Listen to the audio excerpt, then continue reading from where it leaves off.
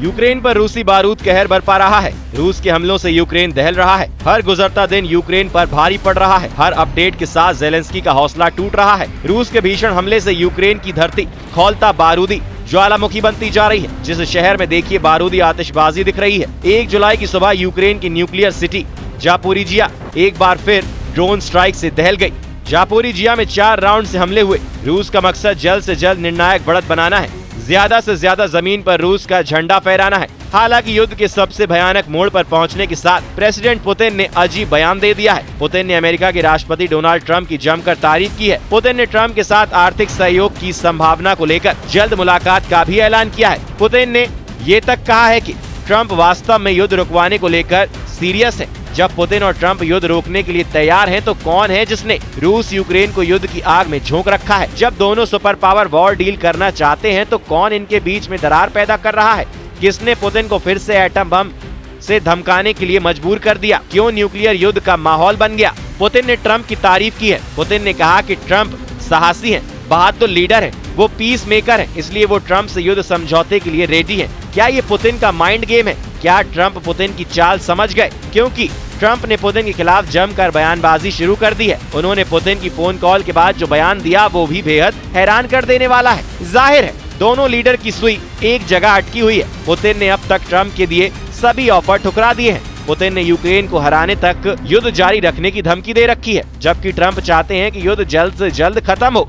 लेकिन दोनों लीडर जो चाहते हैं वो हो नहीं रहा। हालांकि वॉर जोन में पुतिन के सारे दांव सही बैठ रहे हैं। रूस ज्यादा आक्रामक हो गया है। रूस को नतीजे भी मिलने लगे हैं। रूस ने यूक्रेन के सूम्य को जीतने के लिए 50,000 से ज्यादा रूसी सेना के स्पेशल जवान मोर्चे पर भेजे हैं। पुतिन की आर्मी सूम्य से सिर्फ 12 किलोमीटर दूर है, यानी अगले कुछ दिनों में सूम्य सबसे भीषण युद्ध का गवाह बन सकता है। 29 जून से कुर्स्क में भीषण लड़ाई शुरू हो गई है, जहां अभी भी यूक्रेन का कुछ इलाके पर कब्जा है। लुहांस में रूसी सैनिकों ने बोरोवा, कुपियानस्क और लाइमन की तरफ बढ़ना जारी रखा है। रूस ने लुहांस्क में जीत का दावा किया है।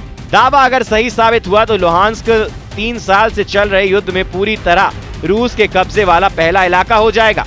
वहीं डोनेट्स्क में रूसी सेना चासेव यार की तरफ से तेजी बढ़ रही है। जापोरिजिया में रूस का आक्रामक सैन्य अभियान जोर पकड़ रहा है। खेरसोन में ना तो यूक्रेन रूस के बीच जमीनी लड़ाई तेज हो गई है। रूस ने जंग में फाइटर जेट और ड्रोन से मिसाइलों की बेहिसाब मार शुरू कर दी है।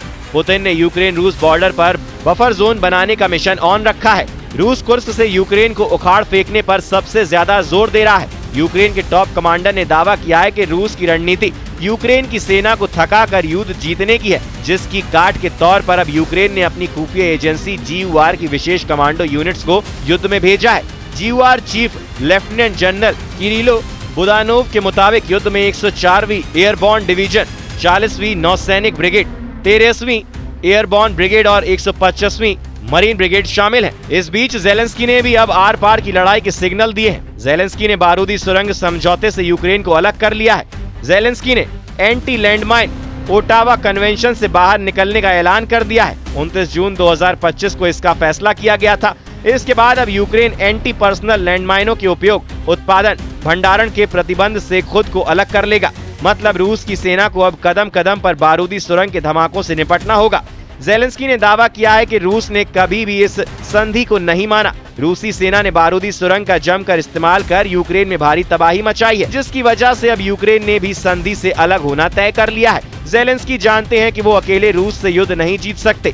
यूक्रेन को अपनी जमीन बचाने के लिए यूरोप और अमेरिका से बार बार मदद मांगनी पड़ रही है, जिससे यूरोपीय देश भी पुतिन के टारगेट पर है, खास करके जर्मनी, जिसने यूक्रेन को हथियारों की मदद की थी। पश्चिमी मीडिया रिपोर्ट में दावा किया जा रहा है कि पुतिन यूरोप पर हमले के लिए अपने सबसे विध्वंसक बमवर्षकों को इस्तेमाल कर सकते हैं। इसका ट्रेलर पुतिन 2 बार दिखा भी चुके हैं। यूरोप और एशिया पैसिफिक क्षेत्र में पुतिन ने परमाणु बमवर्षक की आसमानी परेड युद्ध के शुरुआती दिनों में दिखाई थी। ये है रूस का Tu-95 न्यूक्लियर बॉम्बर।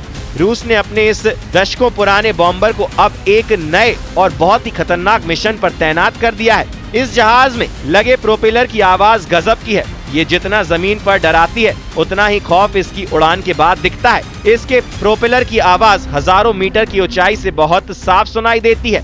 ये रूस की परमाणु स्ट्राइक वाली फ्लीट का बड़ा हिस्सा है। रूस के रक्षा मंत्रालय ने 1 मिनट का वीडियो जारी करके बताया था कि उसके इस बहुत ही खतरनाक विमान का असली मकसद क्या है। वीडियो को बहुत गौर से देखिए।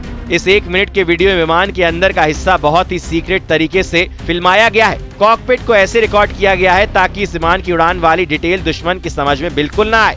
Tu-95 जब आसमान में होता है तो उसकी हिफाजत के लिए साथ में होते हैं सुखोई 30 और सुखोई 35 फाइटर जेट। ये दोनों जेट इस विमान को एस्कॉर्ट करते हैं ताकि दुश्मन के विमान रूस के इस बमवर्षक से दूर रहे। आप इसे पुतिन के आसमानी बॉडी गार्ड भी कह सकते हैं, जो किसी भी हालात के लिए हमेशा तैयार रहते हैं। इनकी एयर टू एयर मिसाइल देखी जा सकती है, यानी ये दुश्मन के विमान को मार गिराने के लिए पूरी तरह तैयार है। पूर्वी रूस के सीक्रेट एयरबेस से शुरू हुई इस खतरनाक उड़ान का अंजाम क्या होगा कोई नहीं जानता, लेकिन ये जहाज जहां से गुजरेगा उसकी कुछ जानकारी मिल गई है। ये जहाज 13 घंटे के एक मिशन पर है और ये बेरिंग सागर से होकर गुजर रहा है, यानी अमेरिका के अलास्का को छूते हुए विमान प्रशांत महासागर की तरफ बढ़ा।